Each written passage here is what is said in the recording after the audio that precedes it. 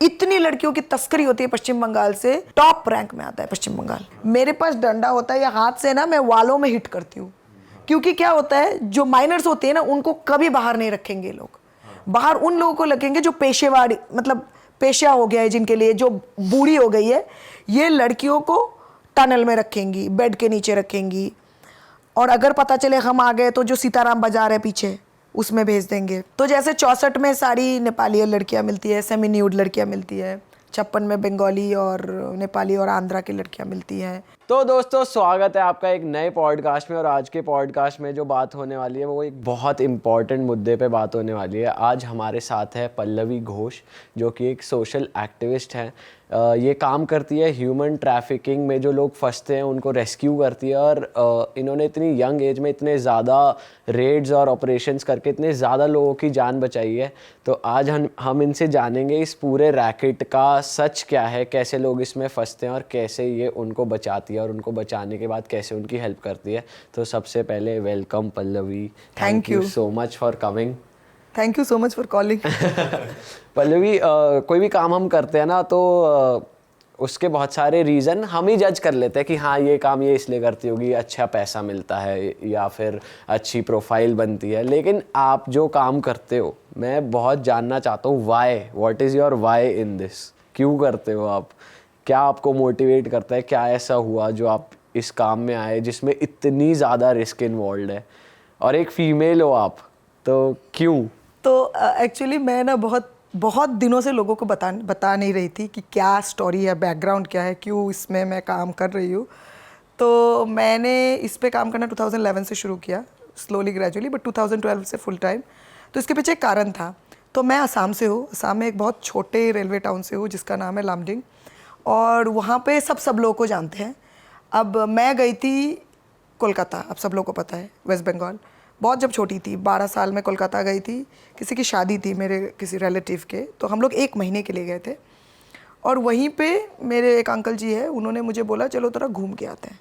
तो मुझे घूमने के लिए ले गए थे, और हम लोग गए थे दक्षिण 24 परगना। अभी भी आप देखेंगे ट्रैफिकिंग में हिट लिस्ट में वो आता है, साउथ 24 परगनास जिसको हम कहते हैं। वहाँ पे एक छोटे से गाँव में मुझे ले गए। मैंने 2-3 दिन मैं वहाँ रुकी। चौथे या 5वें दिन, मुझे याद नहीं है, थोड़ा वो गए, एक आदमी घूम रहा था और डर के बोल रहा था कि उसकी बेटी गायब है।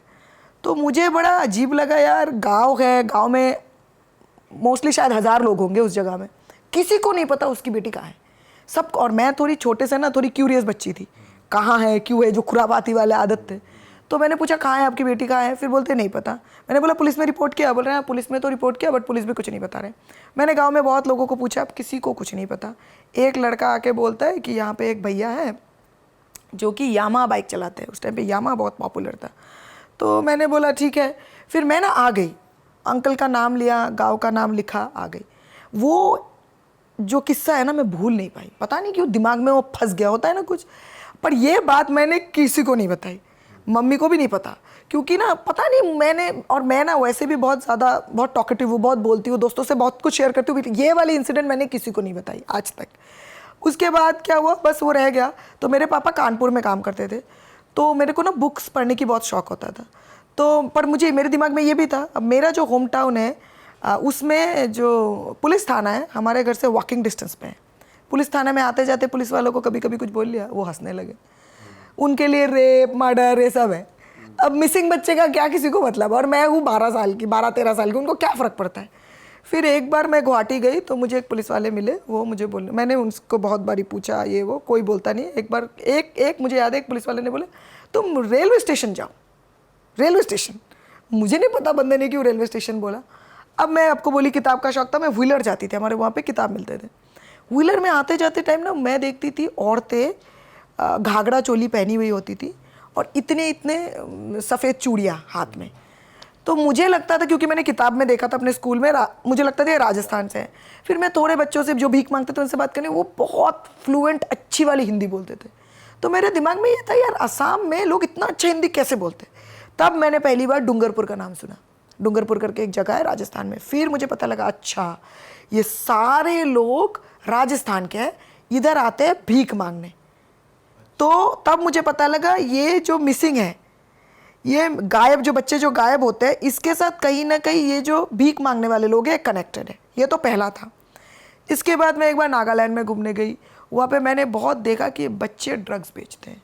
छोटे बच्चे घर में, छोटे बच्चे खेलते वेलते हैं, वो लोग क्या करते हैं, वो लोग ड्रग पेडलर है। बहुत छोटे बच्चे, 8 साल के 9 साल के बच्चे। और कैसे कैसे ड्रग्स रहते हैं? मतलब ड्रग्स मतलब आपको जैसे वाइट वाले ड्रग्स है, जैसे आपको कोकेन हो गया, कुछ भी हो गया। मतलब मुद्दा ये है कि उन बच्चों के पॉकेट में डाल दिया, अगले बंदा निकाल लिया। मतलब बेसिकली क्या होता है, बच्चे पे तो कोई शक नहीं करता, बच्चा इधर उधर घूमता रहता है। तो ये हुआ दूसरा किस्सा। फिर तब तक मेरा 14-15 साल हो गया था। फिर मैं दिल्ली घूमने आई। दिल्ली जब आई मैं एक बार, दिल्ली में मैंने देखा, मुझे एक लड़की मिली। वो मुझे बोलने लगी कि मेरा मम्मी का फ़ोन आया था, मैं बंगाली में बातें कर रही थी। ये शायद ग्रेजुएशन के टाइम पे एक लड़की ने मुझे बोला कि आपको पता है आप कौन सी भाषा में बात कर रहे हो? मैंने बोला बंगाली। बोले हमारे गांव में ना बहुत सारी ऐसी औरतें हैं जो बंगाली में बातें करती, हरियाणा में बंगाली में बातें करते हैं।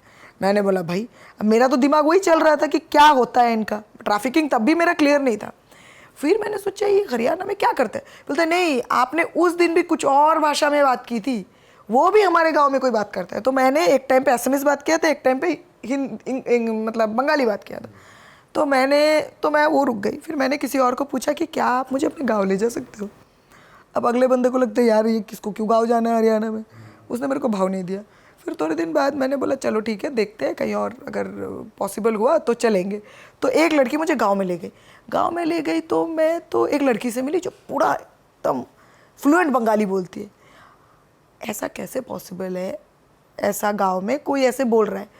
तो उसने मुझे ज़्यादा डिटेल्स नहीं दिया, पर वो घूंघट पहनी हुई थी और उसके साथ जिसकी शादी हुई थी वो 45 साल के थे। वो खुद लड़की शायद तब 18-19 की होगी, उसके पहले जब आई थी तो बहुत छोटी थी।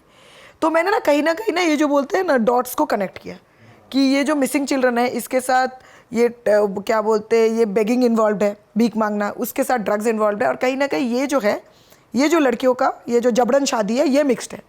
फिर मैं ट्रैफिकिंग, फिर मुझे पता चला कुछ चीज़ें होती है जिसका नाम है मानव तस्करी, लोगों की तस्करी होती है। तब मैंने डेटा, तब तो गूगल आ गया था, उसके पहले तो हम डिक्शनरी में ही देखते थे। तब देखने लगे पश्चिम बंगाल, उड़ीसा, नॉर्थ ईस्ट, इन सब जगहों से बहुत लंबे तादाद में लड़कियां गायब हो रही हैं। गायब होके कहाँ जा रही है? वो हो रहा है सोर्स मतलब जगह जहाँ से लोगों को उठाया जाता है।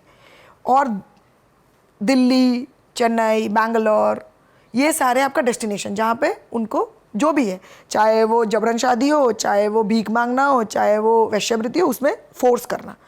तो तब मुझे पता लगा ऐसा होता है। फिर मैंने सोचा कलकत्ता इतना डेवलप्ड है यार, कैसे हो सकता है? फिर ये सब कलकत्ता में नहीं होता, ये सब कलकत्ता के इर्द गिर्द होता है। जैसे आप कैनिंग ले लो, दक्षिण 24 परगना ले लो, नॉर्थ मेदिनीपुर ले लो, डोआर्स ले लो, नॉर्थ बंगाल जिसको बोलते हैं, वहाँ की लड़कियाँ, सिक्किम की लड़कियाँ बहुत सुंदर होती है। तो उनका बहुत डिमांड है, मतलब स्पेशली प्रोस्टिट्यूशन में, स्पा में, इन सब में बहुत डिमांड होता है। इन द सेंस कि इनको, मतलब एक कॉन्सेप्ट था, मुझे अभी भी याद है, जब मैं काम करने लगी इसमें, तो मुझे बोला गया कि जो लोग झारखंड छत्तीसगढ़ की होगी उनको सिर्फ हम उसमें ही डालेंगे, लेबर के काम में। उनको सिर्फ लेबर के काम, उनको सिर्फ हम घर में फैक्ट्री में काम पे डालेंगे, और जो बाकी जगहों की लड़कियां हैं उनको हम प्रोस्टिट्यूशन, फोर्स्ड मैरिज इसमें डालेंगे। क्योंकि जो झारखंड छत्तीसगढ़ की लड़कियां हैं उनकी स्किन हार्ड होती है, उनका कंप्लेक्शन डार्क होता है। तो हमको जो लड़कियां सुंदर है, जो लड़कियां गोरी है, जिनकी स्किन सॉफ्ट है, उनको हमको प्रोस्टिट्यूशन में डालना है। तो ऐसे कर कर के शुरू हुआ ये पूरा किस्सा। फिर उसके बाद तो फिर मैंने पढ़ाई किया, मुझे बैंगलोर में नौकरी मिली, मैंने ज्वाइन नहीं किया, मैं दिल्ली गई, मैंने बहुत लेटर्स लिखे एमएचए को। फिर एक एनजीओ ने मुझे हायर किया, बिकॉज मेरा पूरा रिसर्च का एक्सपीरियंस था, उन्होंने मुझे रिसर्च के रोल में हायर किया।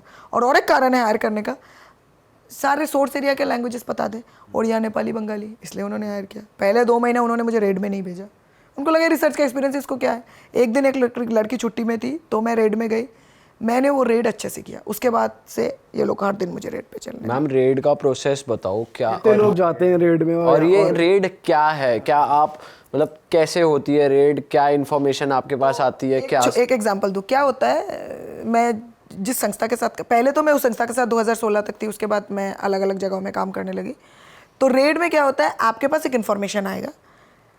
सोचिए आपको आया कि नोएडा से एक लड़की गायब है, आपके पास फ़ोन आता है कि नोएडा में सेक्टर 61 से एक लड़की गायब है। अब और ये देता कौन है? ये वहीं के लोग जिनकी लड़की गायब है, अब उनको एनजीओ के बारे में पता होगा, जो भी है, वो बोलते हैं कि हमारी लड़की गायब है, हमारी लड़की ने इस नंबर से हमको कॉल किया, एक कुछ क्लू। अब हम क्या करते हैं, हम जाते हैं पुलिस के पास, हम बोलते हैं ये नंबर का टावर लोकेशन निकालो।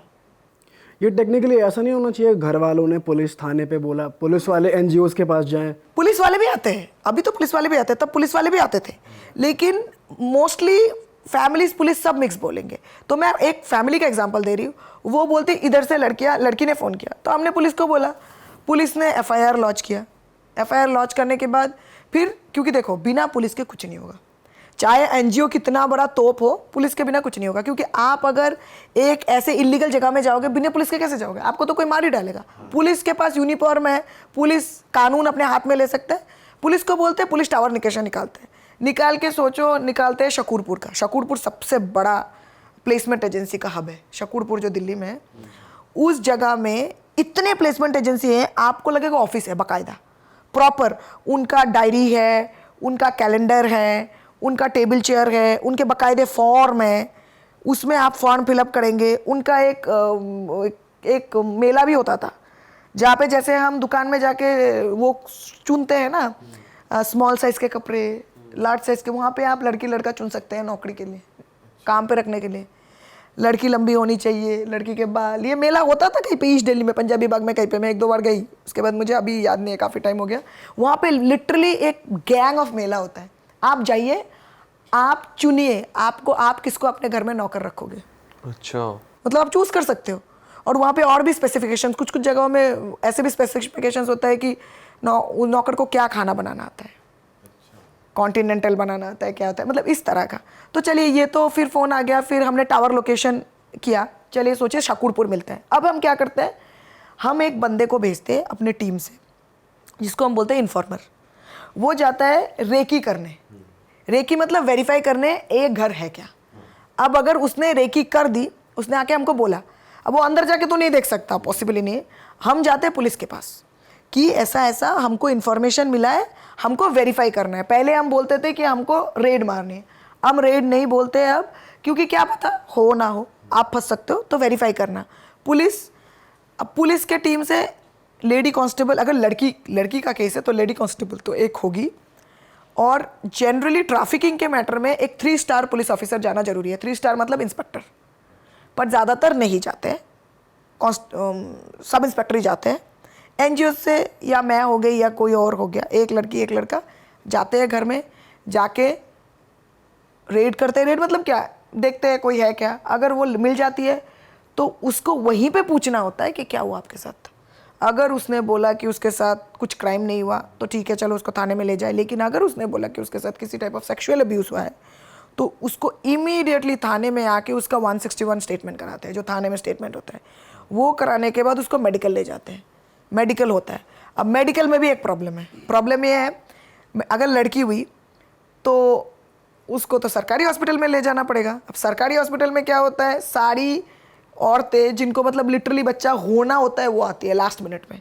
अब जितनी भी डॉक्टर्स है वो इतनी परेशान होती है, वो लोग बोलती क्यों आए हो आप, हम बोलते इनकी क्या बोलते इसकी तस्करी हुई है। अब डॉक्टर को तस्करी नहीं समझ में आती, अब डॉक्टर को ब्लेम नहीं कर सकते। फिर हम बोलते कि इनको रेड लाइट एरिया से लिया गया है। डॉक्टर हमको बोलने लगते रेड लाइट एरिया वो क्या होता है, उनको लगता है वो जो ये जो रेड लाइट है। फिर हम उनको समझाते हैं, फिर डॉक्टर बोलता है मेडिकल करना, ठीक है मेडिकल कर लेते हैं, एमएलसी नहीं करेंगे। एमएलसी मतलब जो पूरा एग्जामिनेशन होता है कोई सेक्सुअल अब्यूज़ का, एक एमएलसी में कम से कम 4 से 6 घंटे लगते हैं। डॉक्टर मना करता है, बार बार डॉक्टर मना कर देता है। डॉक्टर बोलता है, अब डॉक्टर बोलता है उसके साथ कुछ हुआ नहीं है, मैंने बोला अगर वो रेड लाइट एरिया में 1 मिनट भी रही है तब भी उसका मेडिकल करना पड़ेगा।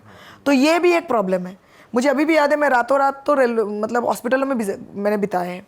फिर मेडिकल कराने के बाद उसको ला के शेल्टर होम में डालते हैं, मतलब जहाँ पे वो रहेगी।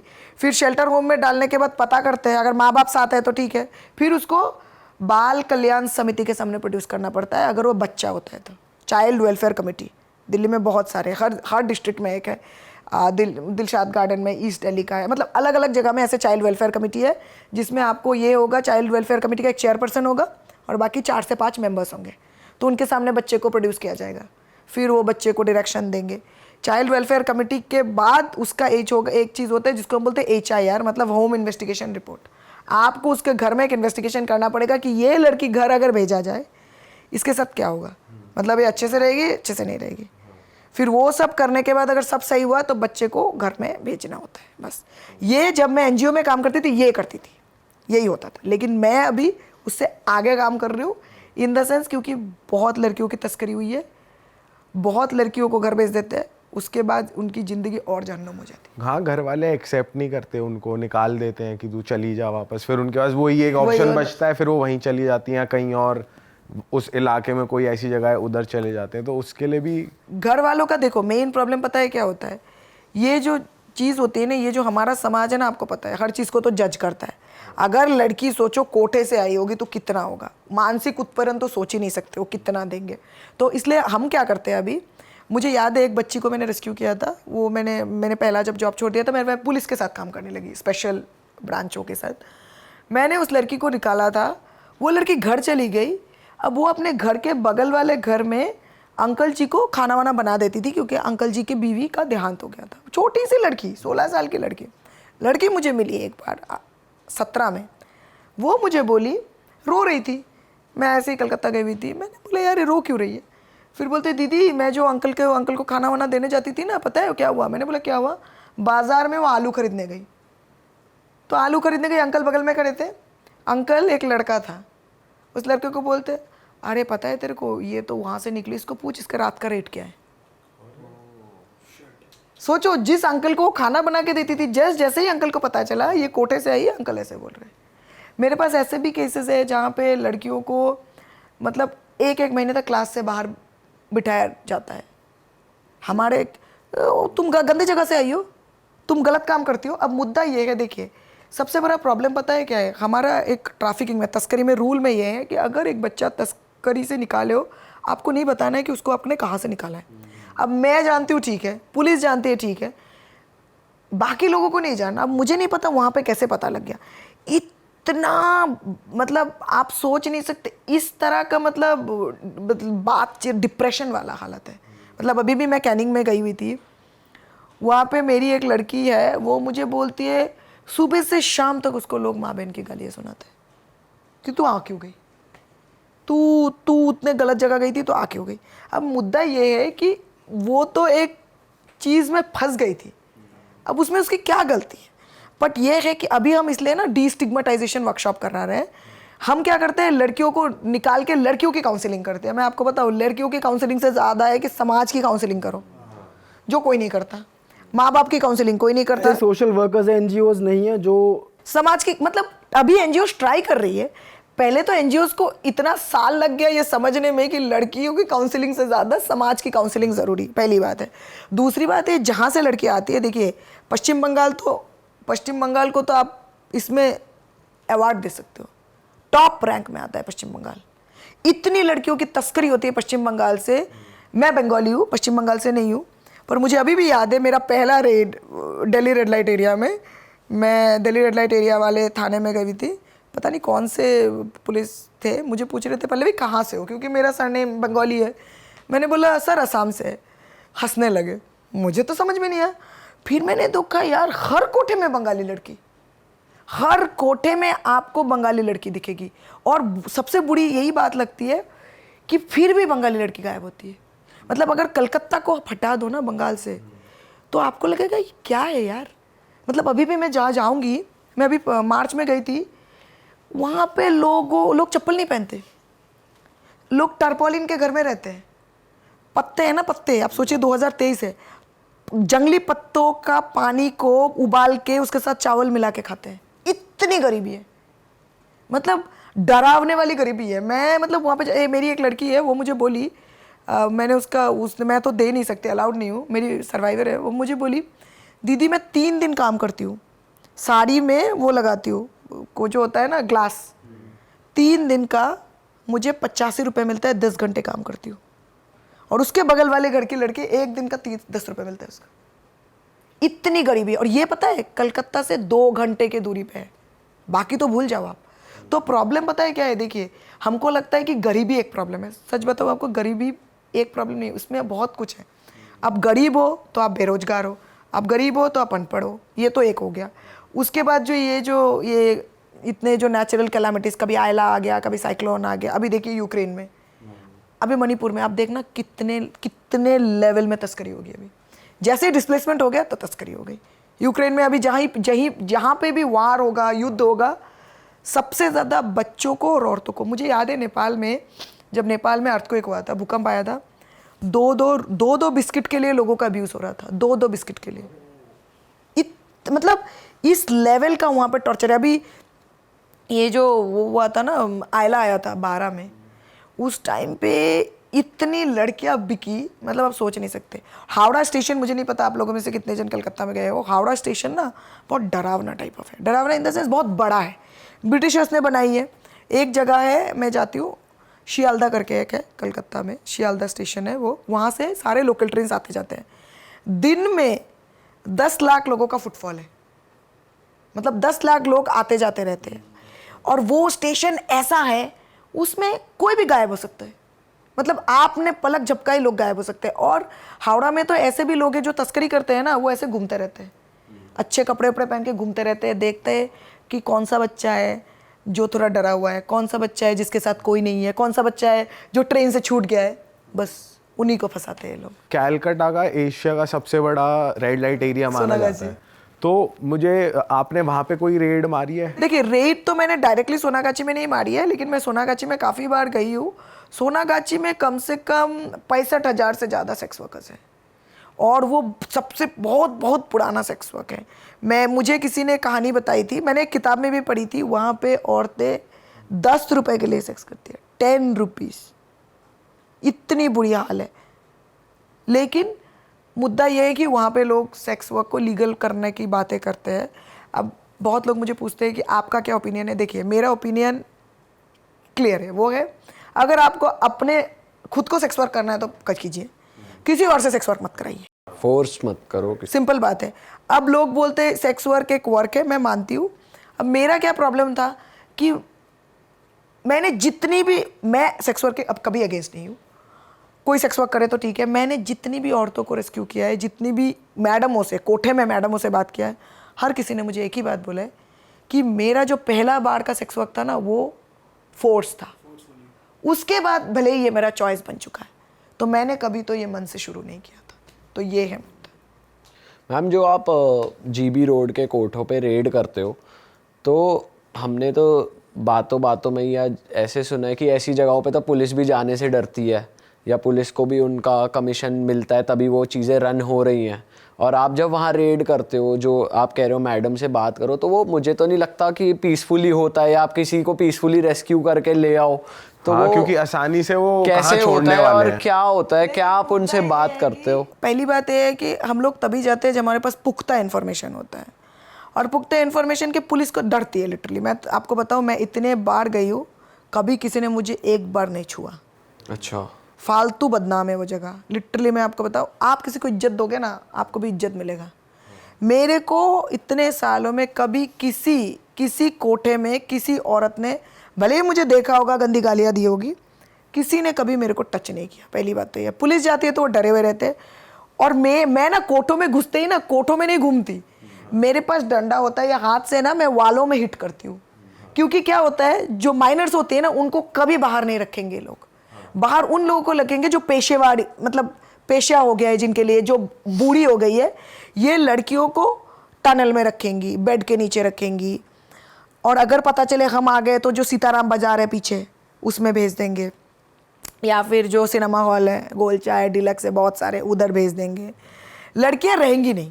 जैसे ही पता चलता है ना, मैं आपको बताऊँ, जैसे ही अपन जाते हैं ना उस एरिया में, मुझे अभी भी याद है, वहाँ पे एक कैमरा है जीबी रोड में। जैसे आप घुसते हो ना, वहाँ पे एक पेड़ है इतना बड़ा सा, वहाँ पे एक कैमरा है, और कैमरा भी छोड़िए, उनको पता लग जाता है वो। और सारे जो कोटे होते हैं ना, कोटों के जो वॉल्स है ना, सारे वॉल नहीं, जो छत होता है, जॉइंट है, एक छत से अलग छत कूद के चले जाएंगे। तो आपने अगर 56 में गई ना, तो वो 57 में चले जाएंगे, 57 में गए वो 58 में चले जाएंगे, 40 में जाए वो 42 में चले जाएंगे। तो इनका बहुत और ये लोग ना कोठे में ना, कुछ कोठे तो रूम्स है, एक तो चलिए, और जीबी रोड का क्या है, नीचे देखिए एशिया का बिगेस्ट हार्डवेयर मार्केट है, सदानंद मार्ग, उसमें आपको हर तरह के हार्डवेयर चीज़ें मिलेगी, टॉयलेट फिटिंग्स, आप चाहे वो कमोड के लिए जाए या फिर वो क्या बोलते हैं बेसिन के लिए जाएगा, मिलेंगे। अब वो जो कोटा होता है ऊपर होता है, और सीढ़ियाँ ऐसी, मतलब ऐसा होगा लंबा सीढ़ी, फिर सीढ़ी के राइट में एक कोठा होगा, लेफ्ट एक कोठा होगा। अब जैसे 40 हो गया, 40 का राइट होगा, लेफ्ट होगा, ऐसे करके कोठा, और सारे कोठा का आइडेंटिफिकेशन आपको बड़े बड़े नंबरों में दिखेंगे। जीबी रोड घुसेंगे ना आप, तो आपको, आप इधर उधर देखेंगे ना, आपको नंबर दिखेगा, तब आप समझ लेना नंबर मतलब अच्छा ये नंबर मतलब ये वाला कोठा। तो ऐसे ऐसे उसकी आइडेंटिफिकेशन है दिल्ली। तो उसमें स्पेसिफिक लड़कियों का भी होता है कि? हाँ, तो जैसे 64 में सारी नेपाली लड़कियां मिलती है, सेमी न्यूड लड़कियां मिलती है, 56 में बंगाली और नेपाली और आंध्रा की लड़कियां मिलती हैं, फिर क्या बोलते हैं 55 या 58 में बेरिया कम्युनिटी है बहुत। बेरिया कम्युनिटी में राजस्थान में एक कम्युनिटी है जिसका नाम है बेरिया कम्युनिटी। बेरिया कम्युनिटी में फैमिली की सबसे बड़ी लड़की प्रोस्टिट्यूशन पे जाएगी, और उसके लिए उसके क्लाइंट्स उसके पापा और उसके भाई लाएंगे। ये है, अब बेरिया कम्युनिटी गूगल करके देखिए, ये कल्चर में है। हाँ, this is a cultural tradition, it's like a cultural thing for Beria community. आप राजस्थान का देखेंगे उनका कम्युनिटी में, पर उनकी बहुएं घूंघट लगाती। तो ये एक कम्युनिटी है। जीबी रोड में कुछ कुछ ऐसे भी कोठे हैं, मुझे याद है, जहाँ पे ये है कि अगर कोई HIV आदमी जाए और किसी वर्जिन लड़की के साथ वो मतलब फिजिकली इंटीमेट हो, तो उसका HIV क्योर हो जाएगा। ये भी कुछ कुछ अफवाहें हैं, लोग ऐसे भी जाते हैं लोग, और बहुत सारे ज्यादा प्राइस पे करने को तैयार होंगे, पे करने के लिए रेडी है। एक टाइम पे तो जीबी रोड में बहुत HIV होते थे, अब तो चलो लड़कियां को, अब बहरहाल जीबी रोड में रेड्स नहीं होती, बहुत कम, बहुत कम। मैं जब दिल्ली में जीबी रोड में मतलब बहुत रेड होते थे, 17-18 तक भी बहुत रेड हुए, अब रेड कम होता है क्योंकि अब लोग बहुत चालू हो गए। अब ना देखिए, जो क्रिमिनल्स है वो आपसे तो 10 कदम आगे सोचते हैं। और पहले बात आपको नहीं बताया, ये बात क्या होता है कि लड़कियों को जिस दिन लाते हैं, ला के जीबी रोड नहीं ले जाते, पहले रखेंगे कोटला बापू पार्क, लक्ष्मी नगर, नोएडा में कुछ कुछ जगहों में, सीलमपुर, इन सब में जगहों में लाके जैसे ही केस थोड़ा ठंडा हो जाएगा तब पहुंचाएंगे उसको जीबी रोड। मैम आपको सारी चीज़ें पता है कि पहले वहाँ नहीं जाएंगे, यहाँ जाएंगे, उसके बाद यहाँ जाएंगे, फिर भी रेस्क्यू होना इतना टफ हो जाता है? टफ इसलिए है क्योंकि देखिए, हमको डिपेंड करता है हमको इन्फॉर्मेशन कब मिलता है। अब हमको इन्फॉर्मेशन तुरंत नहीं मिलता, तुरंत मिलने के बाद भी अब आप और मैं तो जा नहीं सकते, मुझे तो इन्फॉर्मर को भेजना पड़ेगा। अब इन्फॉर्मर भी जाएगा, अब क्या करते हैं, जब ये जीबी रोड में आ जाती है तो इनकी हाल, लड़कियों को इतना मेकअप दे के रखते हैं, आपको समझ ही नहीं आएगा। मैंने मेरठ से एक लड़की रेस्क्यू की थी, आपको बताती हूँ। ये थी आपकी निज़ामुद्दीन की लड़की, 16 साल की लड़की होगी। मैं गई उसको ढूंढने के लिए, मेरठ के कबाड़ी बाज़ार जो है वहाँ पे नंबर से कोठा नहीं है, वहाँ पे नाम से है, इसका कोठा उसका कोठा। तो ऐसा सीधा नहीं सीढ़ी थी, ऐसा टेरा टेरा करके मैं चढ़ी थी, मुझे याद है। मैं लड़की को बुलाने लगी, लड़की कहीं नहीं मिली, फाइनली वो मिली। वो लड़की को देख के मैं डर गई क्योंकि लड़की इतनी बड़ी लग रही है, फ़ोटो की लड़की लगी नहीं रही है, टैटू वैटू उसके, फिर क्या बोलते कान वान छिदवा लिए उसने। फिर वो मेरे से बात की, फिर बोलते दीदी मैं दिन में 2 रॉयल्स तक गटक जाती हूँ, दिन में 2 बॉटल। मैंने बोला यार कैसे? फिर बोलती है मैं इतने लोगों के साथ मुझे सोना पड़ता है तो मुझे तो वो करना ही पड़ेगा। फिर उसको हमने रेस्क्यू किया, जो कोठे मालिकिन है उसको, वो आई थाने में, वुमेन थाना था, महिला थाना। मैंने उनको बोला आप ये क्यों करते हो?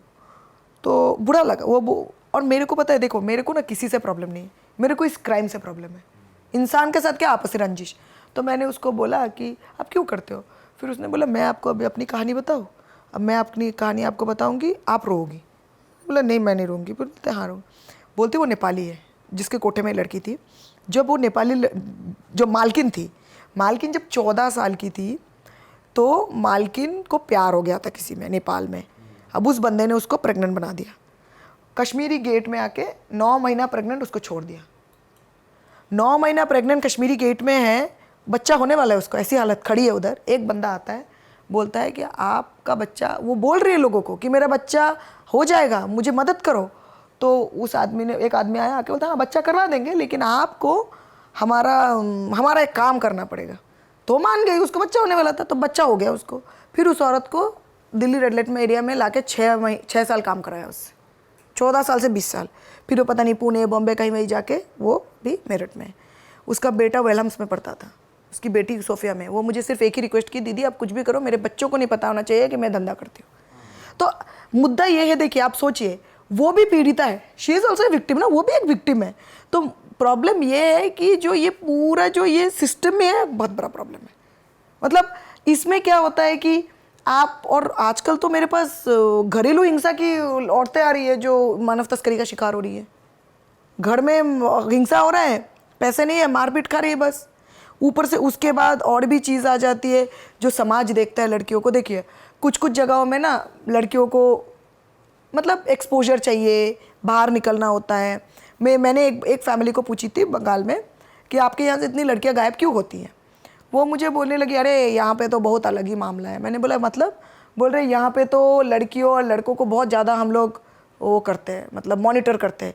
ट्यूशन में दे के आते हैं, ट्यूशन से लेके आके जाते हैं, फ़ोन चेक करते हैं, ये पढ़ने नहीं देते, वो पढ़ने नहीं देते, वो करने नहीं देते। तो ये सब ना उनके लिए एक बाउंड्रीज़ बन जाती है।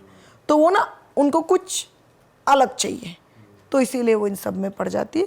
और सबसे बड़ी बात मुझे लगता है, सबसे बड़ा प्रॉब्लम पता है क्या है? बहुत सारे बच्चे होना भी एक प्रॉब्लम है। मतलब जो मुझे पता चला है, क्योंकि मैंने ऐसे बहुत सारी लड़कियों का रेस्क्यू किया है जिनका, जो लोग बहुत सारे भाई बहन हैं, अब मम्मी पापा जाते हैं खेत में हल चलाने, बड़ी लड़की या बड़े लड़के को बना दिया केयर गिवर कि आप छोटे भाई बहनों को देखो। अब वो खुद एक बच्चा है यार, वो कैसे छोटी भाई बहनों को देखा? अब वो क्या करता है, उसको तो प्यार नहीं मिलता, वो इधर उधर प्यार ढूंढता है। अब इधर उधर प्यार ढूंढना मतलब ही गड़बड़ होना। अब उसके थ्रू वो फेसबुक में आ गया, फेसबुक में किसी से बात हो गई। फिर मुझे याद है, मुझे एक लड़की बोली, अभी रिसेंट ही केस है, फेसबुक से एक लड़के से परिचय हुई, लड़के ने बोला तुम इधर आओ, वो उधर आई एक जगह में, फिर लड़के के साथ, वो लड़का आया वो नहीं था, कोई और आया हुआ था। भाई तुम्हारे पास वो लड़का नहीं आया, कोई और आया, तो तुम्हें तो तभी समझ जाना चाहिए, तुम क्यों गई? उस लड़के के साथ गई, ट्रेन में उसे कोई और मिला, ट्रेन में उसे कोई और मिला, तुम ट्रेन में बैठी क्यों? फिर उसको कुछ खिला दिया, फिर जब उसने आके खोला तो वो तब बैंगलोर में थी। मुद्दा ये है कि देखो, जैसे ये जो होता है ना, ये बहुत अलग। पहले जब मैंने काम शुरू किया था तो होता था ये सारा चीज़ रॉन्ग नंबर से। जैसे आपके पास 10 फ़ोन नंबर है, आपने क्या किया, हर नंबर पे कॉल लगाया, हर नंबर में आपको कोई नया रिस्पॉन्स नहीं है। 8वें नंबर पे किसी ने उठाया, बोला रॉन्ग नंबर, पर आपको उसके आवाज़ से पता लग गया कि ये कुछ हो सकता है। आपने उसको 3-4 दिन फ़ोन लगाया, मैं आपसे प्यार करता हूँ ये, और वो लड़कियाँ होती है मतलब कुछ समझ में नहीं आता उनका, वो इतना स्मार्ट नहीं होती, बात करने लगती है। मेला में मिलते हैं, क्रेजी भाई। हाँ मेला में मिलते हैं, फिर बोलते हैं कि ठीक है मैं तुमको कान का झुमका खरीद दूंगा, एक झुमका खरीद दिया, बस प्यार हो गया। फिर बोला चलो हम लोग दिल्ली चलते हैं शादी करने के लिए, और वहाँ पे तो लोगों को लगता है दिल्ली लंदन अमेरिका है, उनको ये समझ नहीं आता। और सबसे बड़ी बात है भाषा। जितनी भी लड़कियों को मैंने रेस्क्यू किया जीबी रोड से, सब मुझे बोलते हैं मैं जीटी रोड में थी, क्योंकि देखो बंगाली है, दिल्ली वाली हिंदी उनको समझ में नहीं आती, वो जनरली जीबी रोड को ना जीटी रोड बोलती है, पहली बात है। और जैसे हम लोग को क्या लगता है, अगर हमें कोई बोले कि स्पेशली नॉर्थ के लोगों को, नॉर्थ इंडिया के लोगों को, अगर किसी को बोलना है, कोई बोलता है कि तुमको धंधा करना है, क्या करेंगे? नहीं करेंगे, मार डालो। मतलब उनका जिगड़ा उतना होता है। बंगाल की लड़कियों का क्या होता है, बहुत ज़्यादा इनोसेंट होती है, समझ नहीं आता। अगर उनको बोलते तुमको मार डालेंगे, वो डर जाती है, तुमको ये करना पड़ेगा, तो कर लेती है। मतलब उनके जो वल्नरेबल है ना, एक तो ना एक्सपोजर कुछ नहीं होता है। देखो गांव में रहती है, भयंकर सुपरस्टिशन है। अभी भी गांव में जहाँ मैं जाती हूँ ना, वहाँ पे किसी ने सांप काटा था किसी को, मुझे बोलते दीदी हमने ना ओझा बुलाया, क्या करेगा? ओझा फूकेगा, सही हो जाएगा। 2023 की बात है, वो अभी भी दवाई ववाई में नहीं मानती। आजकल लोग फेसबुक से तस्करी हो रही है। पिछले वीक में मुझे 5 ऐसे केसेस मिले, पांचों फेसबुक। कैसे मिली? फेसबुक में मिली, फिर मिलने गई, फिर फ्लाइट में आ गई। फेसबुक में तुम कैसे मिली? आजकल लोग फेसबुक, इंस्टाग्राम, टिकटॉक जब था तो बहुत बहुत बुरा हाल था। टिकटॉक जब था इतना बुरा हाल था, क्योंकि टिकटॉक में सब कुछ वायरल हो जाता है। तो टिकटॉक में तो इतना, टिकटॉक चलो बैन हो गया अलग बात है, अब तो नए नए जगह में लोग, अभी इंस्टाग्राम से भी बहुत ज़्यादा लोगों की तस्करी हो रही है। इंस्टाग्राम में लोगों की चैटिंग होती है, और इंस्टाग्राम में रील्स आ गए अब नया, तो रील्स के थ्रू भी लोगों को, आपको अटेंशन होना होता है। तो बहुत मतलब अलग अलग, बहुत अलग अलग तरीके हैं। तो वो देख के मैसेज कर देते हैं। और लड़कियां भी बहुत है। एक लड़की को मेरी बात हुई थी, वो तो ट्रैफिक होते से बच गई। 8 साल की लड़की थी, उसके फ़ोन में एक मैसेज आया था, टेक्स्ट मैसेज, छोटा फ़ोन था, कि अगर आप बोर्ड हो तो आप हमसे बात कर सकते हो। उसके मम्मी पापा काफ़ी बिजी होते थे, उसने बात करना शुरू किया। अब एक बंदा उसको गुड मॉर्निंग गुड इवनिंग बोलता है तो उसको तो बड़ा अच्छा लगता है, वो बात करने लगी। फिर बाद में वो स्कूल के सामने जाती है, फिर हम लोग को पता लग गया था जो आदमी उससे बात कर रहा था 55 साल का था और उसने अपने आप को 18 साल का बोला। तो मुद्दा ये है कि सबसे बड़ी बात है, एक तो देखो पेरेंट्स आजकल, बच्चे सुनने में बुरा लगता है, बच्चे पैदा कर देते हैं, बच्चों के साथ टाइम स्पेंड नहीं करते। उनको लगता है उसको एक एप्पल का आईपैड दे दूंगा, उसको एक बड़ी वाली एक्सपेंसिव गाड़ी दे दूंगा, हो जाएगा। उससे नहीं होता। ये भी एक बहुत बड़ा कारण है एलीट फैमिलीज में लड़कियों का भागने का। पेरेंट्स टाइम ही नहीं देते बच्चे को। अब मैम यहाँ पे दो चीज़ें हैं ना कि ये तो अमीर घरों में भी हो रहा है, आईपैड दे रहे हैं, ये हो रहा है, साथ ही साथ जो आप वो बता रहे हो गरीब में भी हो रहा है, तो ये तो सिमिलर है। देखो गरीब में सिर्फ यही सिचुएशन है, गरीब में लोग मजबूर हैं, गरीब में लोगों के पास बहुत बच्चे हैं। जैसे एक आदमी, मुझे याद है, मैंने उसको भी बच्चे हो रहे थे, उसकी बेटी को भी बच्चे हो रहे थे। मैंने बोला भाई ये क्या चल रहा है। और मेरा ना मुंह बहुत खराब है, मैं जब ग्राउंड में जाती हूँ ना, लोग बोलते हैं आप ऐसे बातें करते हो, देखो सीधी बात है, ऐसी बात नहीं करोगे काम नहीं कर सकते। मैं बोलती हूँ क्या है आपका, ये बिहार की बात, आपको भी बच्चा हो रहा है, आपकी बीवी को भी बच्चा हो रहा है। वो पता है ऐसा है मैडम, वो मुझे बोल रहा है ऐसा है मैडम। वो ऐसे बोला, मुझे एक रिसर्च में गई थी, आपके पास है मूवी नहीं बोला उसने, आपके पास है चित्रहार टाइप ऑफ, आपके पास है चित्रहार, आपके पास है बड़ा बड़ा मॉल, हमारे पास कुछ नहीं है। तो उसके लिए ये बच्चा पैदा करना एक सॉर्ट ऑफ एंटरटेनमेंट है। समझ रहे हो? तो इसीलिए उसको कोई फर्क नहीं पड़ता। तो ये एक मानसिकता है वहाँ पे लोगों को। अब वो पिकाड़ भी तो है। अभी देखो कुछ कुछ जगहों में, जैसे झारखंड वारखंड में बच्चे क्या करते हैं, हरिया बेचते हैं, एक टाइप ऑफ दारू बेचते हैं। अब एक बात बताओ, बच्चे सुबह रात को हड़िया बेचते हैं, सुबह स्कूल जाते हैं, आप सोचिए ना। इन सब जगहों में बच्चे ड्रग्स बेचते हैं, हड़िया बेचते हैं। मैं तो अभी कनॉट प्लेस में जाओ, अभी तो मिलता कम है। अभी एक कोरोना के पहले भी मैंने देखा, डेंड्राइट लेके बच्चे सूंघ रहे हैं।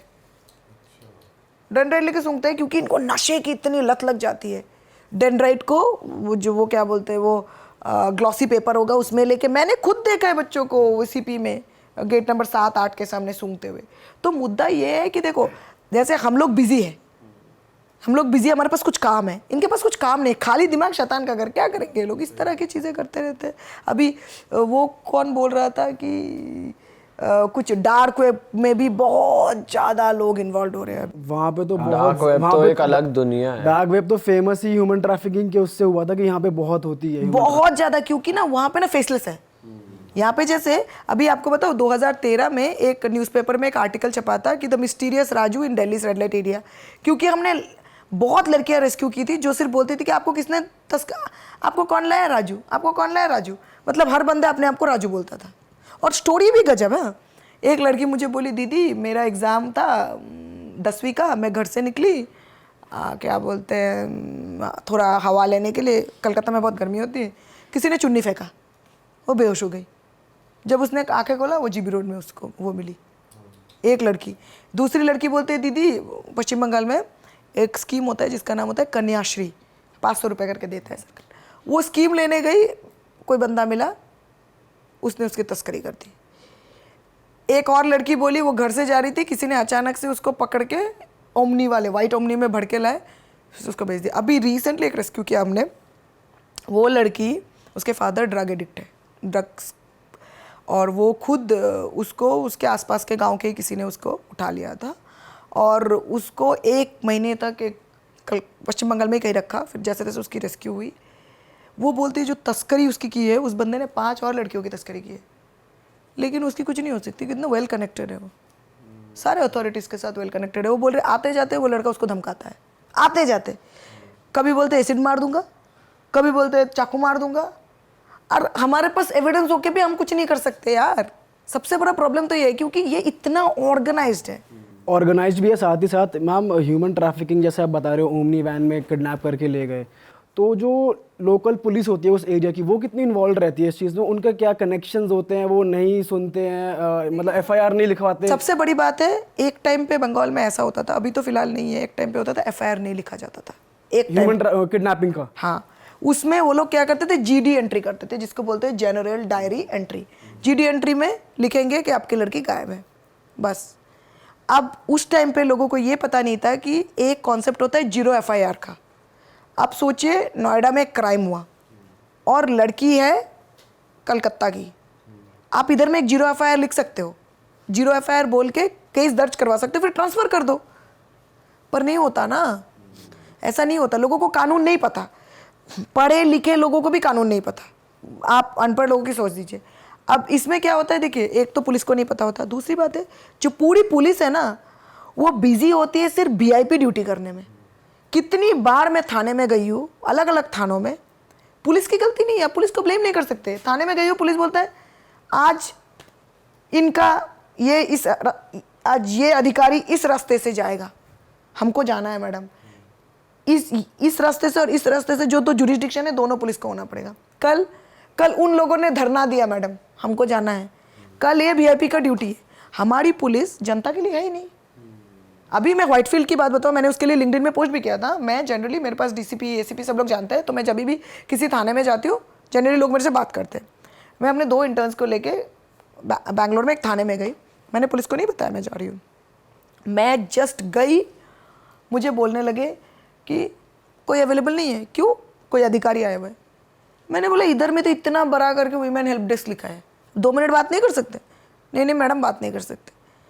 आप सोचो, अगर इस टाइम पे कोई तस्करी वाली केस आ गई, कुछ नहीं करेंगे ये लोग, क्योंकि मुद्दा ये है, पहली बात तो ये है कि जो ट्रेनिंग वर्कशॉप जो भी कराते हैं ना, बड़े बड़े ऑफिसर्स के साथ कराते हैं। देखो आपको बताओ, ये बड़े बड़े ऑफिसर्स के साथ ट्रेनिंग करके कुछ फ़ायदा नहीं है। ग्राउंड में कौन रहते हैं? अब आपको रास्ते में तो ट्रैफिक में कांस्टेबल ही मिलेगा ना, ट्रैफिक सिग्नल में। अब अगर कांस्टेबल को नहीं पता तो कैसे होगा? ऊपर से पुलिस अंडरपेड है, अंडर स्टाफ्ड है। अगर हज़ारों का काम होगा तो 300-400 पुलिस होगी, उनकी तनख्वाह कम है, उनको काम बहुत कराते हैं, लेडी ऑफिसर्स कम रहती हैं, छुट्टी में मोस्टली रहती है।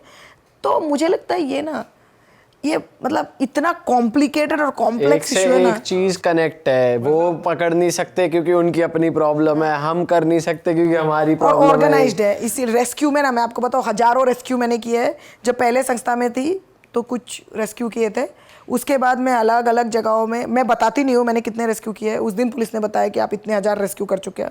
मैंने तो काउंट भी नहीं किया है, क्योंकि मैंने जब पहला संस्था छोड़ा था उसके बाद मैंने जितने भी रेस्क्यू किए हैं वो मोस्टली मैंने फैक्ट्रीज, स्पाज इनमें किया। और पता है, देखिए फैक्ट्री स्पाज में आपको बड़े नंबर में लोग मिलेंगे, 50, 60, 100 में। अलग अलग फैक्ट्रीज में काम किया है। फिर मैंने फूड इंडस्ट्री में काम किया है, फास्ट फैशन में काम किया है बहुत ज़्यादा। जो हम ये जो ज़ारा है, H&M है, जो ब्रांड्स है, ये तो कुछ एग्जांपल्स है। बहुत सारे ब्रांड तस्करी करते हैं, ये लोग नहीं करते हैं तस्करी, ये हायर करते हैं लोग। नहीं, मतलब मुद्दा क्या है, जो फास्ट फैशन इंडस्ट्री है, मैं किसी एक ब्रांड को नहीं बोलूँगी। फास्ट फैशन इंडस्ट्री में क्या होता है, जो हम कपड़े पहनते हैं ना, थोड़े दिन बाद ही वो ना कपड़ा देखना, वो क्या बोलते हैं, खराब होने लग जाता है। हाँ। तो ये कपड़ा बनता कैसे? केमिकल से। अब इन सब इंडस्ट्री में बच्चों को रखा जाता है। अब बच्चों के, मैं पता है आपको, मैं ऐसे भी डायमंड इंडस्ट्रीज में गई हूँ, मैंने डायमंड पहनना बंद कर दिया। मैं डायमंड पहनती भी नहीं थी। बच्चे डायमंड को पॉलिश करने के लिए घिसते हैं, बच्चों के नाखून नहीं होते डायमंड इंडस्ट्री में। फूड इंडस्ट्री, फूड टेक्नोलॉजी की बात अगर आप बोले, फूड टेक्नोलॉजी में इतना जो प्रोसेस्ड फूड होता है सारे बच्चे करते हैं।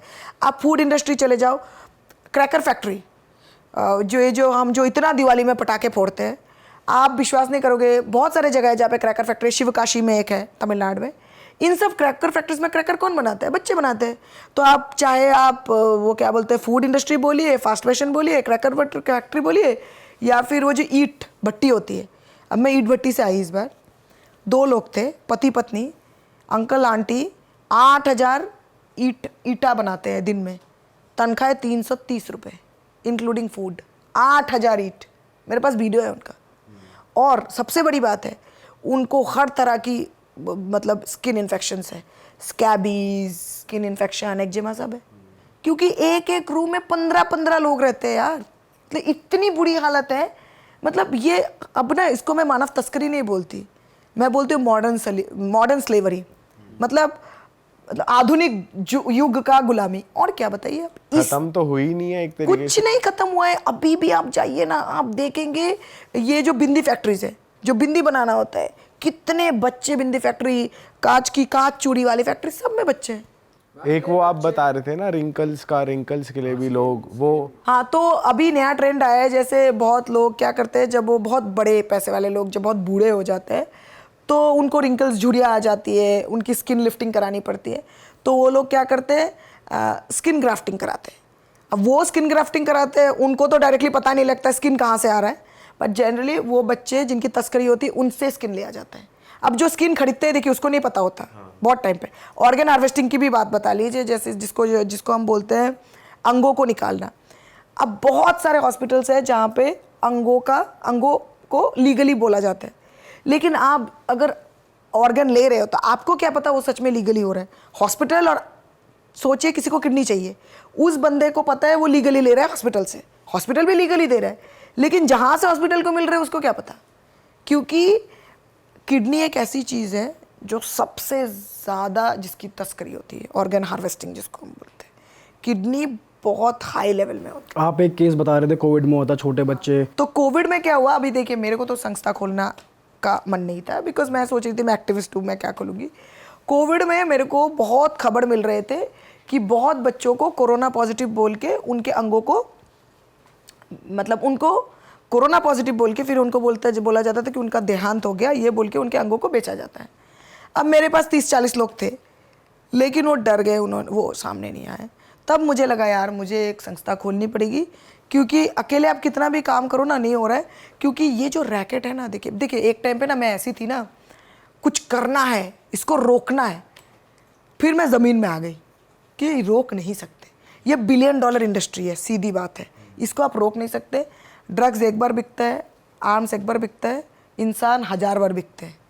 मैंने ऐसे भी लड़कियों को निकाले 15-15 बार बिकी है, 15-15 मैम आपने सारी इंडस्ट्री तो बता दी, करप्ट है, फूड, क्लोथिंग, सब में क्रैकर्स में, ईंट की भट्टी में, मतलब लैग पूरी कंट्री में एक्सप्लॉइटेशन हर हर जगह चीज। में। ये आप तो ना, हम जो जिस तरह की नौकरी करते हैं, कोई भी इंडस्ट्री ले लीजिए, मीडिया इंडस्ट्री, कुछ भी इंडस्ट्री ले रहे हैं, आप ट्रैफिकिंग को मत जोड़िए। किस level of exploitation of work होता है हमारा, मैं किसी को ब्लेम नहीं करती, बट जनरली क्या होता है, अनपेड लेबर जिसको हम बोलते हैं। आप काम करते जाओ, आपको उस तरह का सैलरी तो तोड़ की बात है, इंसानियत भी नहीं मिलती। एक आप केस बता रहे थे कि टनल से आपने लड़कियां रेस्क्यू की थी, उसकी क्या स्टोरी है? तो क्या हुआ था, हमारे पास एक इन्फॉर्मेशन आया था कि एक बंगाल की एक लड़की गायब है। हमने क्या किया, हमने इन्फॉर्मर भेजा, हमको पता लगा लड़की गायब है, फिर हम गए, फिर हमने उस लड़की को जीबी रोड में गए, 3rd फ्लोर में गए कोठा के, और फिर उसको क्या बोलते हैं, वो ढूंढे, नहीं मिली। फिर अंदर से आवाज़ें आ रही थी। हमने क्या किया, मैंने नहीं, पुलिस सर ने हैमर से तोड़ना शुरू किया। तोड़ते अंदर से लैच निकला, 8 लड़कियां निकली। मतलब आप सोचिए, और एक के ऊपर लड़कियां लदी पड़ी थी। लड़कियों को कैसे टनल में रखते हैं, आपको लगेगा ये क्या है, ये है वॉल हैंगिंग। आप विश्वास नहीं करेंगे, इसके पीछे लड़कियां होगी। इतने अच्छे से ये लोग क्राइम पेट्रोल में दिखाते, इतने अच्छे से ये लोग वालों को ऐसे पेंट से मार देते ना, कुछ समझ ही नहीं आएगा। मगर आपका दिमाग, मतलब आप दिमाग नहीं चलाएंगे ना, तो आपको लड़कियां कभी नहीं मिलेगी। बाहर लड़कियों को क्यों रखेंगे, जबरन में रख रहे हैं। मैम जो ये कोठे की मालकिन होती है, क्या ये अरेस्ट होती है जब आप रेस्क्यू करते हो? हाँ। क्या वहाँ से लोग अरेस्ट होते हैं? वहाँ से लोग अरेस्ट होते हैं। कोटा मालकिन तो डेफिनेटली अरेस्ट होती है, जब लड़की अगर उसके पास मिल गई तो। लोग कस्टमर्स को जनरली, क्योंकि पुलिस जब भी जाती है, कस्टमर्स अफड़ा तफड़ी में भागते हैं, तो आप कस्टमर्स को तो अरेस्ट नहीं कर सकते, मतलब या करना चाहे तो भी नहीं हो सकता, लेकिन कोठा मालकिन डेफिनेटली अरेस्ट होती है। और क्या जो कोठे के ओनर्स होते हैं, जो I am sure high profile लोग होते हैं, क्योंकि भाई इतना तुम्हें पावर चाहिए, और तो क्या वो उन्हें छुड़ाते नहीं, या क्या आपको धमकी या पुलिस को वो नहीं आता है कि भाई छोड़ो, या कभी आपने ऐसा एक्सपीरियंस करा है कि अरेस्ट होके कोई छूट गया हो दोबारा? बहुत ज़्यादा, बहुत छूट है। दबाव की वजह से नहीं, केस ढीला पड़ने की वजह से। वो लोग सिचुएशन ही ऐसा बना देते कि केस ढीला पड़ जाता है। अच्छा। अब बार बार कोर्ट में बुलाना। आप सोचिए, मैं आपको बता रही हूँ, मैं 2013 में मैंने एक 4 महीने की बच्ची को रेस्क्यू किया था। ये बहुत बड़ा केस, बहुत बड़ा केस था ये एक साउथ दिल्ली में एक थाना है, उनके साथ कोलैबोरेशन में मैं बहुत दिन से ट्रेल लगा रही थी। ये लड़की नोएडा में ही किसी हॉस्पिटल है, वो न्यूज़ में भी बहुत आया था, जीवन ज्योति नर्सिंग होम करके एक हॉस्पिटल था, वहाँ पे ये लोग बच्चों को मिडिल ईस्ट भेजते थे, छोटे बच्चों को। तो मैं बनी थी नौकरानी, शेख की नौकरानी बन के। हमने एक ब्रीफ केस में इतने लाख रुपए के नीचे चिप लगा के लड़की को निकाली थी, वो बच्ची को। मैम एक बार डिटेल में बताओ इसके बारे में। तो बेसिकली मेरे पास बहुत दिन से इन्फॉर्मेशन आ रहा था कि ऐसे कुछ इलीगल बच्चों को विदेश में बेचा जा रहा है। तो मैं बहुत दिन से परस्यू कर रही थी, पुलिस वालों से भी बात हुई, फाइनली हमने चला चलो रेड मारते हैं। फिर पता चला, फिर अब तो देखो मैं शेख की बीवी या शेख तो बन नहीं सकती, तो मैंने क्या किया, मैंने बोला क्या कर सकते हैं, ठीक है मैं उनके नौकरानी जैसे बन के ड्रेसअप होके गई वहाँ पे। एक हमने कैसे पकड़ेंगे, एक बंडल ऑफ नोट, मतलब एक ब्रीफ केस में बहुत लाख रुपए का पैसा, उसके नीचे चिप लगा के जैसे तैसे करके वो डॉक्टर नहीं था, वो कंपाउंडर था, और नर्स को पकड़ा। बहुत बच्चे बेचे इन्होंने, ये तो न्यूज़पेपर में, ऑल ओवर न्यूज़पेपर आया था। न्यू बॉर्न्स बेचते थे। हाँ, वो छोटे न्यू बॉर्न्स, मतलब 4-5 महीने के, पता नहीं किस लिए बेचते थे। फिर मैंने क्या किया, उनसे बहुत बातें की। वो बच्ची मेरे पास 2 दिन थी, बच्ची को देने के टाइम पे मैं बहुत रोई, मतलब जनरली मेरा इतना अटैचमेंट नहीं होता इतना रेस्क्यू करने के बाद। आज 2013 है, 10 साल हो गए, अभी तक कुछ नहीं हो उसके। एक केस ऐसा था, ये जो नोएडा में मैंने जितने भी रेस्क्यू किए थे, जो प्लेसमेंट एजेंसी थे, जो प्लेसमेंट एजेंट है उसके 5 बीवियाँ, एक नेपाल, एक बंगाल, एक झारखंड, एक असम। वो जिस गांव से लड़की है उसी गांव से लड़की आ रही है काम के लिए, समझ रहे हो आप? वहाँ सेट कर लिया हाँ, उसने मतलब उनको। और पता है लोग क्या करते हैं, जैसे मैं सोचो मैं एक गाँव की हूँ, मैं क्या करूँगी, मैं इन्फॉर्मेशन दूंगी, मैं नहीं डीलिंग करूँगी, क्योंकि मेरे बारे में पता लग गया तो डीलिंग कैसे होगा। पर ऐसे ही तो आती है, वरना दिल्ली में बैठा हुआ इंसान, उसको अब कैसे पता कि असम में या बंगाल में किसी के घर में चावल नहीं है? वो लोग तो गांव के ही हैं, सीधी बात है। तो ये मुद्दा ये है कि लोग बहुत मॉनिटर करते हैं, आप कहाँ जा रहे हो, क्या कर रहे हो, स्पेशली गरीब जगह में। और सबसे बड़ी बात है, ट्रैफिकिंग उनकी होती है जिनका कोई बैकग्राउंड नहीं होता, जिनके पास कोई नहीं है, जिनके पास फाइट करने के लिए कोई नहीं है। तो ये बहुत मैम ये वाइस वर्सा भी होता है, जितना अभी तक हमने बात करी है बंगाल से यहाँ या गांव से यहाँ, वाइस वर्सा भी होता है, शहरों से इंटरनेशनल का भी पता चला आपको? हाँ, बाहर बहुत ज़्यादा। जैसे मैंने रिसेंटली एक लड़की को मैंने रेस्क्यू किया था, बांग्लादेश की थी, बहुत बांग्लादेश की लड़कियों को मैंने रेस्क्यू किया। उसका भी यही है, फेसबुक से प्यार हुआ, बॉर्डर से आ गई इलीगली, बॉर्डर क्रॉस की, फिर 2 दिन लगा के साउथ में एक जगह में आई। अब जिसके साथ आई उसने साउथ में एक रेड लाइट एरिया में इसको बेच दिया, और अभी मैं उसको घर भेज, पता है क्यों नहीं पा रही हूँ, पासपोर्ट नहीं है, इलीगली आई है ना। वो भी तो बहुत हो रहा था, पहले सुनने में आ रहा था कि इंडिया से लड़कियां दुबई भेजी जा रही हैं। हाँ, अभी भी इनफैक्ट जा बहुत रही है। मूवीज भी बनी है इस पे। देखो एक जगह मुझे अभी भी याद है, नॉर्थ इंडिया में, स्पेशली हरियाणा के आसपास, हरियाणा में नहीं, हरियाणा के आसपास कहीं पे होता है, कौन सा स्टेट का मुझे एग्जैक्टली मैं नहीं बताऊंगी। वहाँ पे मणिपुर, मेघालय, नागालैंड, मिज़ोरम की लड़कियों को लाया जाता था, ग्रूमिंग किया जाता था, स्किन लिफ्ट किया जाता था, स्किन टाइटनिंग किया जाता, और उनको इंटरनेशनल मार्केट में भेजा जाता एज मलेशियन कोरियंस। अगर एक लड़की मणिपुर की हो 50,000 मिलेगा, मलेशियन कोरियन होगी तो 50 लाख, मतलब 5 लाख मिलेगा। ये प्रॉपर होता था, अभी भी होता है। आप कितने भी स्पास में चले जाओ ना, आपको सिर्फ नॉर्थ ईस्ट की लड़कियाँ दिखेगी। तो क्या ये ट्रैफिक की विक्टिम है, या ये क्योंकि ये लोग तो एज में बड़े होते हैं ना? ये लोग खुद से भी बहुत आते हैं, लेकिन देखो ये लोग जब आते हैं तब इनको पता नहीं होता इनके साथ क्या होने वाला है। ये लोग आते हैं कमाने के लिए। मेरे घर के बगल में एक लड़का रहता था, उसके पास एक उसकी दोस्त थी, आती थी। एक दिन मैं उसके घर में गई सब्जी देने, दिल्ली की बात है। उस लड़की का पर्स पड़ा हुआ था और मैं देख रही थी वो लड़का उसके पर्स से पैसे निकाल रहा है। इतने बंडल 2000 नोट, तब नया नया 2000 नोट आया हुआ था, एक बंडल ऑफ 2000 नोट। कोई स्पा में काम करते हैं यार, इतना पैसा कैसे आएगा उसके पास? मैं तो ऐसे ऐसे पार्टीज़ में भी गई हूँ जहाँ पे भूटानीस, नेपालीस लोग आते हैं, स्कॉल गर्ल्स, और सारे बड़े बड़े एलीट लोग आते हैं उस पार्टी में। और वो लड़कियाँ बोलती है life of A call girl तो ज़्यादा डिफिकल्ट है। वो लड़कियाँ बोली, मेरे को नहीं पता, क्योंकि कॉल गर्ल को लेकर आप कहीं भी जा सकते हो, उसके साथ कुछ भी कर सकते हो। अभी जैसे मुझे याद है, मैं नॉर्थ कैंपस में वहाँ पे कटवरिया सराय, नेव सराय या उस तरह के जगहों में मुझे देखती थी, घर इतना छोटा है लोगों का, एक टाइम पे इतना छोटा है घर का, लेकिन जो मोस्टली लड़कियां हैं वो लोग इतना एक्सपेंसिव बैग्स, एक्सपेंसिव जूते, घर के बाहर पॉर्श खड़ी है। अब मुझे लगता है यार लोग इतने छोटे छोटे घर में रहते हैं, इतने एक्सपेंसिव बैग्स पे लेते हैं, इतने महंगे महंगे एप्पल के फ़ोन और ये सब, और फिर गाड़ियाँ हैं। फिर मुझे लगता था कि ये लोग खुद से करती है, मतलब बहुत लोग फॉर पॉकेट मनी। तब पता चलता था घर से पैसे नहीं मिल रहे। तो ये एक तरफ ये लड़कियाँ थी, एक तरफ वो लड़कियाँ थी। जैसे क्या होता है, जैसे आप लोग को लगता होगा, अब बहुत लोग बोलते हैं प्रोस्टिट्यूशन को लीगल करना चाहिए। हाँ, लीगल करना चाहिए क्योंकि राइट टू वर्क तो डेफिनेटली। बट क्या होता है, मैं कुछ बच्चों से मिली जिनकी मैंने रेस्क्यू की थी, वो मुझे बोलती है कि वैसे ही जैसे ही हम कोटे में जाते हैं हमारा आधार कार्ड बन जाता है 18 साल का। तो हमको तो आप कभी निकाल ही नहीं पाओगे। अब सोचिए, एग्जाम्पल दूँ, अभी बिना वारंट के मैं आपके घर में रेड कर सकती हूँ? नहीं कर सकती। अगर आपने अपने घर में बच्चों को रखा और वो बच्चों का आधार कार्ड दिखाया 18 साल के है, तो मैं कैसे रेस्क्यू करूँगी? पहली बात। दूसरी बात, इन जो लड़कियों को कोठों में बेचते हैं, ये लोग पता है क्या करते हैं? बेचने के बाद पहली चीज़ करते हैं, उन लड़कियों को प्रेग्नेंट कर देते हैं ताकि वो बड़ी दिखने लगे। और जैसे ही बच्चियाँ प्रेग्नेंट होती है और बच्चा होता है, बच्चे को और माँ को अलग कर देते हैं और फिर डराने लगते हैं कि अगर तू भागी तो तेरे बच्चे को मार देंगे। तो इसीलिए कुछ कुछ लड़कियां रह जाती है उधर। मतलब हर तरह से उनको एक तरह से ट्रैप करते हैं। और एक चीज़, प्रोस्टिट्यूशन में, स्पेशली सेक्स वर्क में, सेक्स वर्कर्स को लगता है कि दुनिया का सबसे अच्छा, मतलब एक बोलते हैं ब्लेसिंग है माँ बनना। तो आपको दिखेगा उनको ये फ़र्क नहीं पड़ता कि जनरली कौन, ये कुछ सेक्स वर्कर्स नहीं मुझे बताया, ये मेरा कुछ थॉट्स नहीं है, कि सबके बच्चे होते हैं, क्योंकि उनका लगता है उनका कोई अपना नहीं है, एटलीस्ट ये बच्चा तो अपना है। तो ये तो बहुत वो है। और जहाँ तक केसेस की बात बताओ, हाँ, ये बहुत केसेस हुए हैं। एक बार ऐसा भी हुआ था, हरियाणा में एक रेड था, काफ़ी मतलब 3-4 साल पुरानी बात है। पीछे गाड़ी में आग लगा दी। हम लोग क्या करते हैं, रेड में जाके पहले ही गाड़ी पीछे करके रखते हैं, क्योंकि हमको लगता है रेड ना है, अब तो भागना है। अब उसमें पीछे हम भाग रहे हैं, लोग भी भाग रहे हैं आग लगाने के लिए। और ये चीज़ के बारे में मैंने कहीं पर डिस्क्लोज नहीं किया, आपके यहीं पे बोल रही हूँ। मैंने बोला जो हमारे साथ था, मैंने बोला भाई कैमरा जल जाए बट रील जल्दी नहीं चाहिए, क्योंकि ऐसा सिचुएशन था ऑन रिकॉर्ड।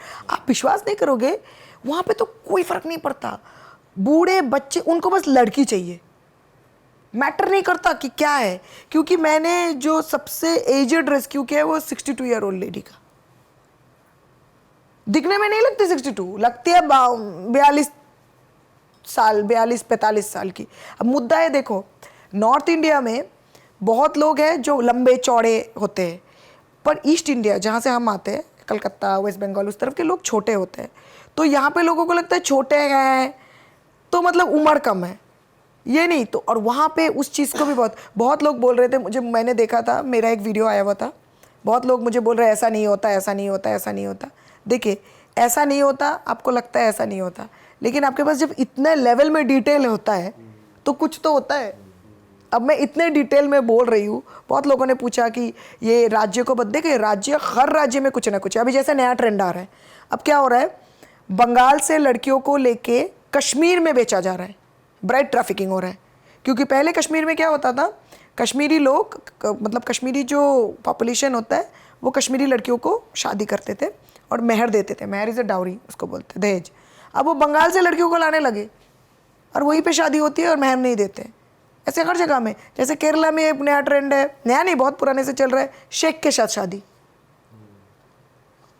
बहुत सारी केरला की लड़कियां चली जाती है शेख के साथ शादी करने में। केरला में और एक चीज़ है, वो विलिंगली जाती हैं? नहीं, फैमिलीज भेजती है कि ज़िंदगी सुधर जाएगी, और वो शेख हारेम है, आपको पता है, बहुत सारी बीवियाँ रख सकते हैं बस। और एक नया चीज़ जो केरला में मैंने देखा, केरला के पूरा पॉपुलेशन भी मिडिल ईस्ट जा रहा है नौकरी के लिए। केरला के पास लेबर के काम के लिए कोई नहीं है। बंगाल, असम से लोग जाते हैं केरला में। अगर केरला लेबरर काम करता है तो उसको 1200 रुपये मिलते हैं। बंगाल, असम से जाता है तो 800 रुपये मिलते हैं। कम पैसा मिलता है ना, बट वहाँ के लिए तो ज़्यादा है। आप केरला में कभी भी चले जाओ, आपको एक चीज़ बार बार सुनने को मिलेगा जिसका नाम है बंगाली लेबर। अरे बंगाली लेबर मिल जाएगा इधर, बंगाली लेबर मिल जाएगा। तो मुद्दा ये है कि आप किसी एक राज्य को पॉइंट नहीं कर सकते, हर राज्य में है, हर राज्य में, किसी में ज़्यादा है, किसी में कम है। सोर्स, अभी जैसे बिहार में नया ट्रेंड आया है, आजकल लड़कियां प्रोस्टिट्यूशन में थोड़ा कम आ रही है, ऑर्केस्ट्रा में आ रही है। बिहार में एक चीज़ है जिसका नाम है लौंडा डांस, मुझे नहीं पता आप लोगों ने सुना है क्या। शादियों में लड़कों को लड़कियां बना के नचाते हैं, नचनिया बोल के। और उसमें मैंने अभी नया देखा है, पिछले 2-3-4 साल में बड़े लेवल पर लड़कियां बिहार झारखंड जा रही है ऑर्केस्ट्रा में नाचने के लिए, डीजे में नाचने के लिए। रात नाचेगी, एक रात नाचेगी तो 2000 रुपये मिलेगा। पूरे पूरे दिन नाचती है और अलग अलग जगहों में। और पता है, गांव भी आपको बता दूं, वो जो बिहार के गांव हैं, ऐसे बड़े बड़े पैसे वाले गांव भी नहीं, छोटे छोटे गांव में कहाँ नाचना है, ऑर्केस्ट्रा में। बहुत रेस्क्यू किया अभी ऑर्केस्ट्रा का, और ऑर्केस्ट्रा के साथ प्रोस्टिट्यूशन भी। इन्वॉल्व हो जाते हैं। तो ये एक रैकेट है जो मतलब, क्योंकि जैसे आप बता रहे हो डांस वगैरह, क्योंकि मतलब ऐसे इंस्टाग्राम पे भी बहुत सारी वीडियोस आ जाती हैं गांव वगैरह से, तो दिखता है कि लड़की की एज थोड़ी बड़ी है, तो माइंड में क्वेश्चन आता है कि ये खुद से क्यों नहीं कोई स्टेप लेते निकलने का उससे। बट आपने बहुत अच्छे से क्लियर किया कि कहीं ना कुछ ट्रैप करके ये रखते हैं उन पे कंट्रोल, की वो भाग ना पाए उस तरीके से। एक लड़की को हमने निकाला था 7 साल बाद। वो ऐसे झारखंड में घूम रही थी रेलवे स्टेशन में, तब झारखंड बिहार एक साथ था, जुड़ा हुआ था। झारखंड में घूम रही थी या बिहार में घूम रही थी, बिहार में घूम रही थी उस टाइम पे। फिर क्या हुआ, कोई आया, नाक में उसने कुछ दिया, बेहोश हो गई। 7 साल बाद एक इन्फॉर्मर ने फ़ोन करके बोला एक गांव में एक लड़की है जो बहुत नाचती है और लग रहा है वो कहीं और की है। उस लड़की को कुछ नहीं पता, शायद पापा का नाम या कुछ बोली हमको, हमने पापा को ट्रेस करके गए। 7 साल बाद घर में रेड किया, कैंप में रेड किया, फाइनली वो लड़की मिली। इतनी रोई, इनको तो लगा था इनकी बेटी बचेगी ही नहीं। 7 साल हो गया। फिर उसको ऐसे चूड़ी उड़ी सिंदूर उंदूर पहना के लड़की को 7 साल बाद मिली लड़की। तब तो वो सोचो, तब बिहार में थी, अब वो झारखंड में। अभी तो उससे तो मुद्दा यही है, प्रॉब्लम यही है। और एक प्रॉब्लम है, घर जाने के बाद ना सिचुएशन बहुत बदल जाता है। माँ बाप को लगता है अब आ गई ना, अब इसकी तो शादी नहीं हुई, इसके माँ बाप थोड़े अच्छे हैं, जनरली लोग की शादी करा देते हैं। आ गई ना, अब इसकी शादी कराओ, पीछा छुड़ाओ। और सबसे बड़ी बात है, विक्टिम कॉम्पेंसेशन करके एक चीज़ होती है जो भारत सरकार आपको देती है अगर आप ट्रैफिक सर्वाइवर हो, और विक्टिम कॉम्पेंसेशन का पैसा मिलते ही शादी करा दो। और विक्टिम कॉम्पेंसेशन तो मिलती नहीं। अब मेरी कितने सर्वाइवर से विक्टिम, अभी कल ही एक लड़की से मिली, लड़की बोल रही है केस में कन्विक्शन हो गया, पिछले 1 साल से लड़की घूम रही है। कभी कोर्ट बोलती है भाई इसकी, अरे तुम्हारी उम्र, तुम जब रेस्क्यू हुई थी तब तो तुम माइनर नहीं थी। कभी कोर्ट बोलती कि तुम्हारा अकाउंट नेशनलाइज्ड बैंक में नहीं है, लोकल बैंक में है। कभी कोर्ट बोलती है भाई तुम्हारा जो फोटो है वो तो सही नहीं है। आप सोचिए ना, आप खुद सोचिए। और ऐसे केसेस आप बिलीव नहीं करोगे, मैंने इतने 1000 रेस्क्यू किया है, अभी कुल मिला के मेरे केसेस में शायद 6 या 5 केसेस में कन्विक्शन हुआ होगा। जब आप इतने सालों से इस फील्ड में काम कर रहे हो, और अब इंटरनेट आने की वजह से आपने खुद बताया केसेस अलग तरीके से बढ़ रहे हैं, पर बढ़ रहे हैं, तो आपका लॉन्ग टर्म गोल क्या है, क्या विजन लेके आप चलते हो? क्योंकि आपने खुद बताया कितने ट्रबल्स आप फेस करते हो, लड़कियों को जिनको आप रेस्क्यू करते हो उनकी भी इतनी मदद नहीं हो पाती है, और केसेस में रिजल्ट्स भी इतने स्लो हैं। तो व्हाट कीप्स यू गोइंग, और ये कहाँ तक जाने वाला है? क्या आपका विजन है, क्या सोचा? देखिए मैं तो, देखिए मेरा पहले 500% रेस्क्यू का काम था, अब मेरा रेस्क्यू का काम बहुत कम हो गया है। मेरा मेन काम है भी प्रिवेंशन और रिहेबिलिटेशन। प्रिवेंशन मतलब मैं डेली कम से कम 5 लोगों से बात करती हूँ, डेली, ऑनलाइन हो ऑफलाइन हो, इसके बारे में जानकारी देती हूँ। उसके बाद मैं गाँव जाके पुलिस वालों के साथ मैं वर्कशॉप्स कराती हूँ। पुलिस वाले मतलब जो थाने में बैठे वाले वो नहीं, रेलवे स्टेशन में जो पुलिस है, RPF रेलवे प्रोटेक्शन फोर्स हो गया, GRP हो गया, फिर ट्रैफिक पुलिस हो गया, इनके साथ मैं वर्कशॉप्स कराती हूँ एकदम लोकल लैंग्वेज में।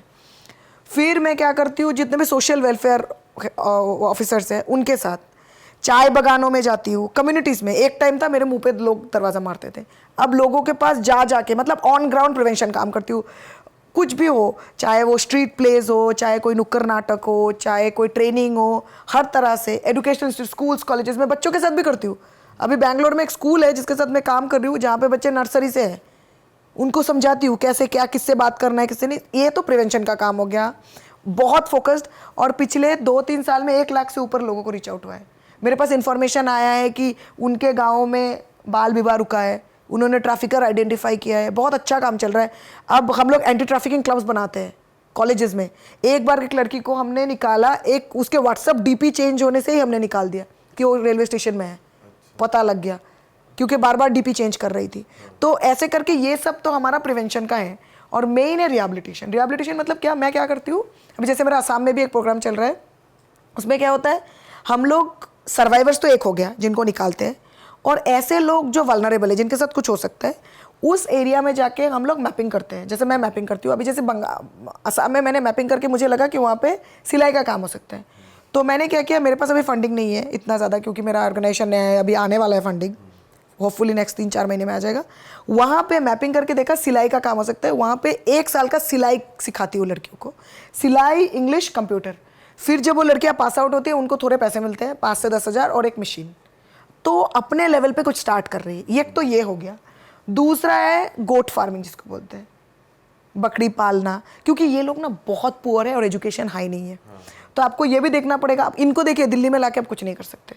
तो एक है गोट फार्मिंग करा रहे हैं, एक है किचन गार्डन्स, अपने ही घर के उसमें ये लोग अलग अलग तरह के साग सब्जी को बेचते हैं। अभी एक नया कॉन्सेप्ट आया है, वो है ये, कुछ कुछ जगहों में लड़कियां टोमेटो उगाती है, 4 रुपये में बिकती है, और वो टोमेटो मार्केट में 50 रुपये में खरीदते हैं। तो मिडिल मैन को हटाने का प्रोसेस चल रहा है कि कैसे उनको डायरेक्टली वो मिले। एक तो ये हो गया। दूसरा, वो लड़कियां जो कुछ और करना चाहती है, जैसे कोडिंग हो गया, मोबाइल टेक्नीशियन हो गया, वेल्डिंग हो गया, ये सब जो और एक कैटेगरी है जो लड़कियां पूरा प्रॉपरली पढ़ना चाहती हो, जैसे डॉक्टर हो गया, इंजीनियर, तो उनके लिए स्कॉलरशिप्स। सो ये 3 चीज़ें। देखिए, मुद्दा सबसे बड़ी बात है, हम लोग सब लोग काम करते हैं ताकि हम लोग मतलब जो हमारा जो बेसिक नीड है, फूड, क्लोथिंग, शेल्टर, ये मिल सके। जब यही नहीं मिलता तो क्या होगा। तो मैं इस पे बहुत, रिहैबिलिटेशन में बहुत फोकस है मेरा। मैं अभी भी जा रही हूँ, और सबसे मेरा विजन, अगर आप बोलेंगे तो विजन ये है कि मैं आज अभी मैं आप लोगों से बात कर रही हूँ, कल कोई सर्वाइवर आके बात करे यार, क्यों मैं बात करूँ? क्योंकि देखिए, मैंने एक सिचुएशन एनकाउंटर किया, इसके वजह से मैं एंटी ट्रैफिकिंग एक्टिविस्ट बनी। बट जिस इंसान ने खुद वो सहा, अगर वो इंसान आके बात करे, अगर वो पॉलिसी बनाए, जैसे देखिए कानून कौन बनाते हैं? जज बना, लोग मिलके कानून बनाते हैं। अब कानून वो बनाते, हम लोग बड़े बड़े सेमिनार्स में एक्सपर्ट्स को बुलाते हैं। एक्सपर्ट्स कौन है?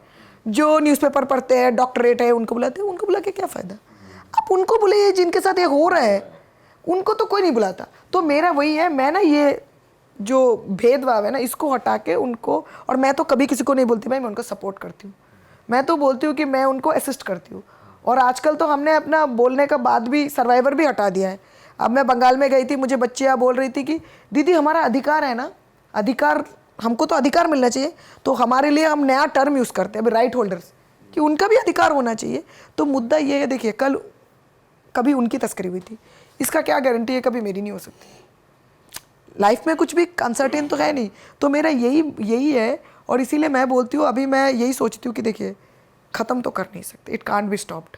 प्रिवेंशन हो सकता है, तो जितना हो सके उतना कर सकते हैं तो करते हैं। मैम, हमारा भी एक मीडियम है जहाँ पे ऑडियंस है। अगर आप कुछ पॉइंट्स, कुछ पेरेंट्स देख रहे होंगे, कुछ बच्चे देख रहे होंगे, 18 से 24 बहुत सारे लोग हमें फॉलो करते हैं, कुछ एक पॉइंट्स जो वो ध्यान में रखे किसी से भी सोशल मीडिया पे बात करते हुए या अपने आसपास अवेयरनेस के लिए। तो मैं आपको एक चीज़ बताऊंगी, सब लोग जो भी मुझे सुन रहे हो, वो है ये, अपना, हम लोग ना सब जैसे घोड़े जैसे बन गए हैं। हम लोग को सिर्फ अपना प्रॉब्लम, अपना लाइफ ही दिखता है। थोड़ा इर्द गिर्द देखिए, वो बहुत इंपॉर्टेंट चीज़ है।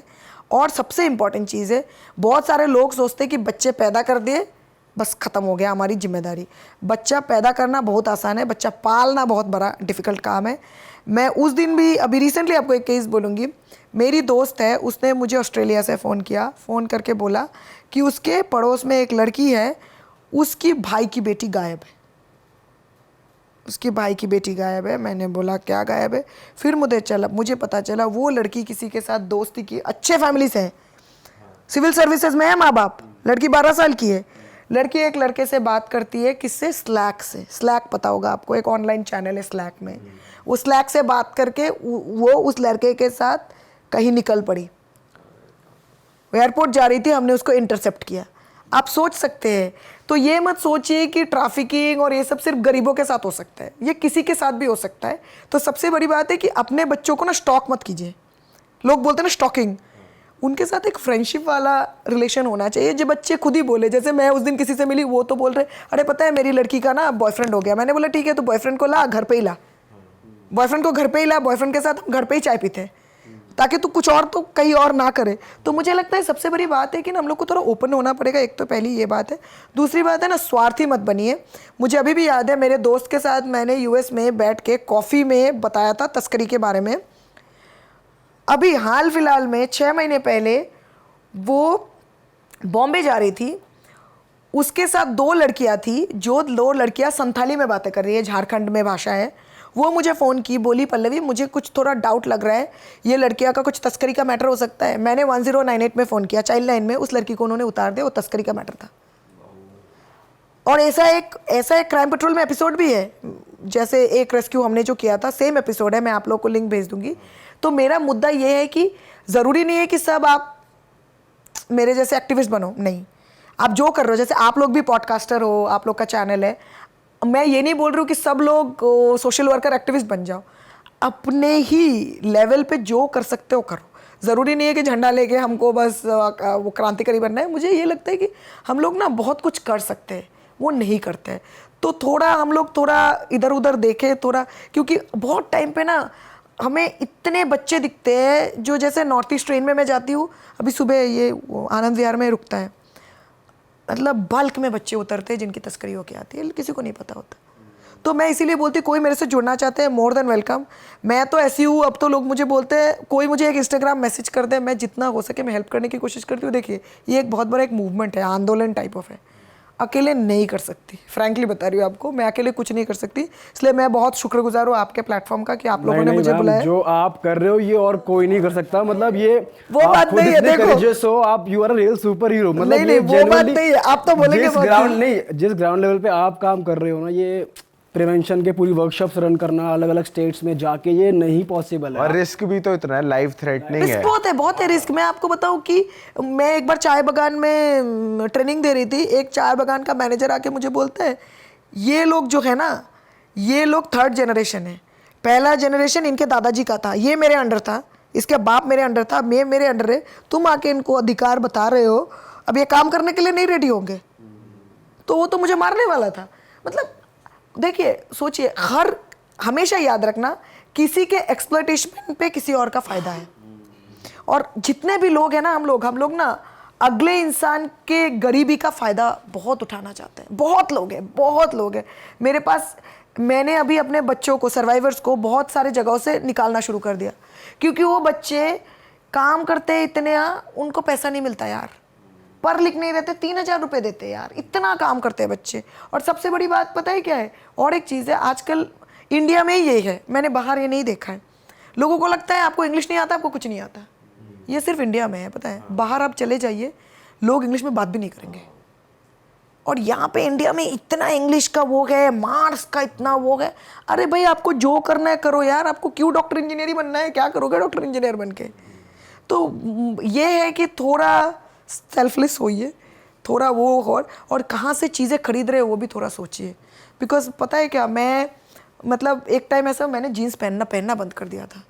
मैं बांग्लादेश में गई, मैंने देखा एक जीन्स पे कितना टन्स ऑफ पानी लगता है, और इतने बच्चे जीन्स के कलर कर रहे हैं। मैंने जीन्स पहनना बंद कर दिया मेरे को, क्योंकि देखिए, जो लोग नहीं देखते हैं ना, उनको नहीं पता चलता। हमने तो देखा है वो चीज़। तो मुझे ना बहुत सारी चीज़ें, जैसे कपड़े खरीदना, मुझे लगता है इतने कपड़े खरीदूँ, कितना मैं कंज्यूम कर रही हूँ। मतलब मुझे एक चीज़ लगता है ना, बहुत ज़्यादा शोषण होता है हर प्रोडक्ट के पीछे। तो इसीलिए जितने भी लोग हैं सब, बट कॉमनर भी क्या क्या छोड़े या क्या क्या रोके, आप देखिए, कॉमनर को मुझे लगता है कि आपसे जितना बन पड़ता है वो कीजिए। आप देखिए, जान है तो जहान है। देखिए, सबसे बड़ी बात है, आप जाएंगे, कुछ करेंगे, सोचेंगे, आपके जान पे आ जाएगा, क्या करेंगे। तो बहुत लोग मुझे बोलते थे कि यार आप बता दो कौन है, कौन से बड़े अधिकारी है, क्या है, आप बता दो। अरे बताना, बहुत कुछ लोगों को पता होता है, बुरा अच्छा हर चीज़ में होता है, लेकिन आपको उन अच्छे लोगों को ढूंढ के काम करना पड़ेगा, वरना तो पॉसिबल नहीं। Ma'am, before we end this podcast, मैं ये कहना चाहता हूँ कि हम लोग आपकी थोड़ी सी हेल्प करना चाहते हैं। आई एम श्योर जो व्यूअर्स देख रहे हैं वो भी आपकी हेल्प करना चाहेंगे। तो इज़ देयर समथिंग जैसे कि वो आपको हेल्प कर पाए इन टर्म्स ऑफ मनी और वट एवर जो आप देखिए, आप बहुत कुछ कर सकते हैं। जैसे मेरे पोस्ट है वो शेयर कर सकते हैं। अगर आपके कम्युनिटी में आपको कुछ भी करवाना हो, कहीं पे भी आप मुझे बुलाओ, I am more than happy to do that. अगर आप फंड करना चाहोगे तो मेरा रिहैबिलिटेशन प्रोग्राम है, उसका प्रॉपर डिटेल्स मैं दे सकती हूँ ऑनलाइन, वो कुछ इस वीडियो के डिस्क्रिप्शन में है। हाँ, तो आप जो भी, देखिए, हेल्प बड़ा छोटा कुछ नहीं होता। ये मत सोचिए कि पैसे से ही हेल्प होता है, पैसा एक हेल्प है। मुझे लगता है आप किसी भी छोटा भी हेल्प करें, जस्ट लोगों से बात करना भी इस इशू के बारे में, वो भी बहुत बड़ा हेल्प है। तो ये मेरे लिए वही है। Thank you so much ma'am, आपने बहुत सारी आज इन्फॉर्मेशन दी हमें, और बहुत हैवी एपिसोड था ये। बहुत कुछ चल रहा है दिमाग में इस समय, बहुत कुछ सीखा भी, बहुत कुछ। ये लग रहा है कि ऐसा क्यों हो रहा है हमारे देश में, खत्म होना। और मैम ऐसा भी है कि मतलब all of us are helpless. अब ऐसा लग रहा है, क्या करें? हेल्पलेस, वही बात है। देखिए, it is a systemic thing. Helpless इसलिए because it's it's a very profitable industry. आप एक टाइप के बाद कुछ देखिए, सिगरेट बंद नहीं कर सकते आप, दारू बंद नहीं कर सकते, ड्रग्स बंद नहीं कर सकते, तो कैसे ये बंद करेंगे बताइए। सो ऑब्वियसली बट यही है कि मैम ने वो उसका भी सोल्यूशन यही दिया, जितना बन पड़े आपसे, जितना मतलब देखिए, आपके कैपेसिटी में जो है वही करिए। आपको अपने आप को बचा के काम करना है, नहीं तो नहीं कर सकते। तो सही है दोस्तों, मैम ने जो जो चीज़ें बताई, जो भी इनकी ऑर्गेनाइजेशन से जुड़ी हुई चीज़ें, जितने भी प्रोग्राम्स हैं, इनका इंस्टाग्राम हो गया, यूट्यूब हो गया, सबकी लिंक डिस्क्रिप्शन में है। आप जाएं, इन्हें रीच आउट कर सकते हैं आप इनके ऑफिशियल इंस्टाग्राम से, और अगर कोई हेल्पलाइन कॉन्टैक्ट नंबर है तो वो भी हम डिस्क्रिप्शन में डाल रहे हैं। मिलेंगे आपसे नए एपिसोड में। फ़िलहाल के लिए bye bye. Thank you so much for joining. Bye bye. Ma'am आप कुछ कहना चाहते हो जाते जाते? नहीं, थैंक यू सो मच, आपने बुलाया वही बहुत बड़ी बात है। चलो ओके जी।